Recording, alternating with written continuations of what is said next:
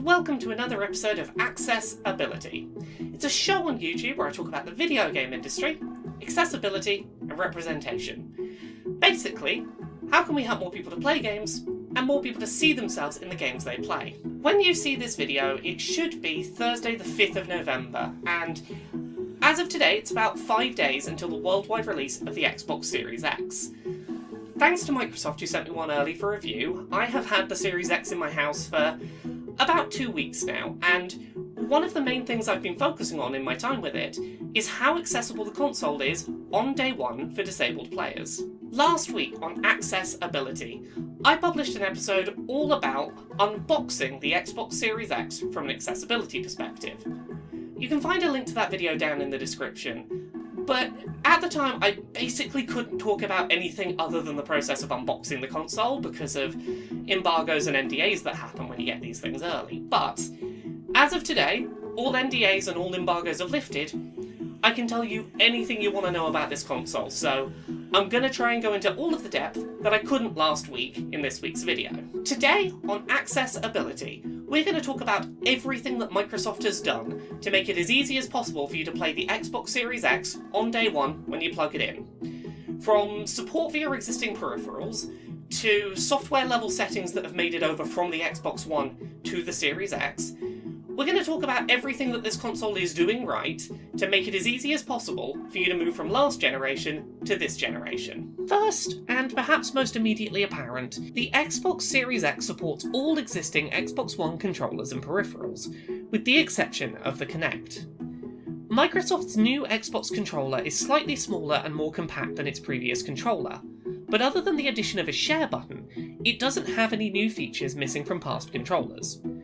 In practice, this means that if you've got a favourite game controller that helps you to play on Xbox One more easily, you should be able to still use it on the Series X. From third-party controllers of non-standard shapes, to controllers with turbo buttons, any Xbox One supported controller will work on the Series X right out of the box, and this includes the Xbox Adaptive Controller. The Xbox Adaptive Controller is a modular controller designed to help disabled players play games more effectively. Players can plug in first and third-party peripherals, which can be spread out to locations more easily accessible by the player. The Xbox Adaptive Controller is supported on Xbox Series X right out of the box, making this the first time ever a next-generation console has released with day one support for an officially produced, disability-focused controller.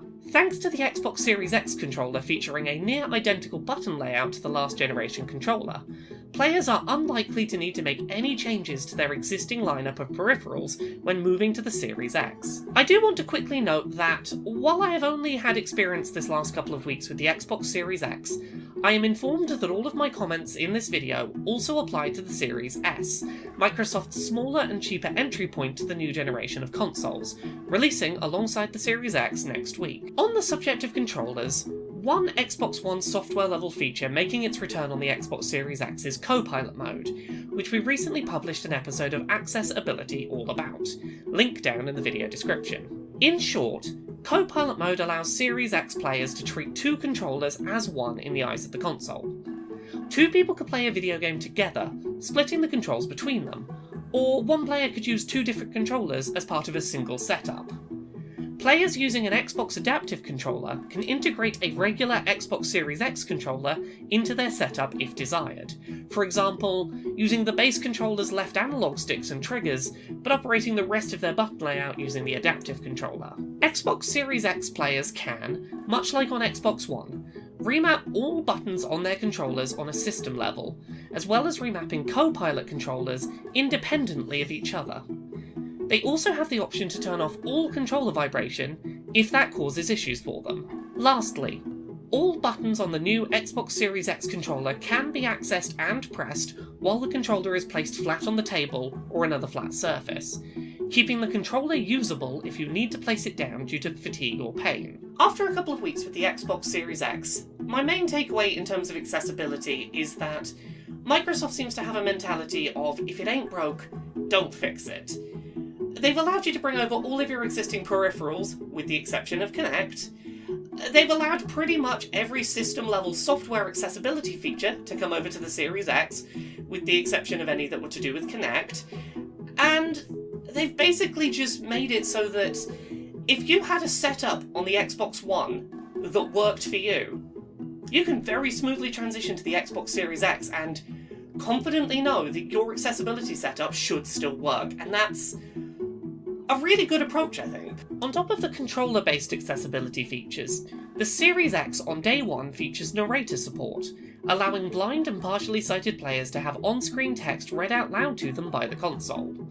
The Narrator features some really impressively thought-out options, such as the ability to have the console teach you button positions by verbal description. The Xbox Series X also features support for a screen magnifier, the ability to change all audio output to mono, which might be useful for headphone users who might not be able to hear in one of their ears, as well as high contrast menu settings that can make on-screen elements easier to see.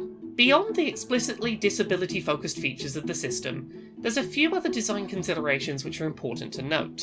At the time of writing this script, I have not had a chance to go hands-on with the PlayStation 5, so I'm currently having to base my impressions of its user interface on an official video released by Sony. While it's entirely possible that the PS5 UI can be resized in a settings menu, the default setup shown by Sony features incredibly small home menu icons for games that I struggle to make out detail in as someone with decent eyesight strength.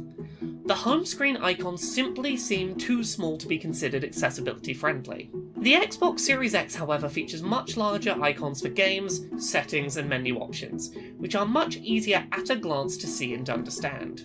While it's a matter of personal preference which UI you think looks better, it's undeniable that it's easier to see what each icon on the Xbox Series X home screen actually is. As I said earlier in the video, I've not had a chance to try out a PlayStation 5 for myself yet. A lot of my concerns with that console are about features that Sony has introduced or changed that we don't know if they'll be able to be changed back yet. Things like the user interface size for the console, we don't know if that can be tweaked. Sony did put out a press release earlier this week which gave us some answers.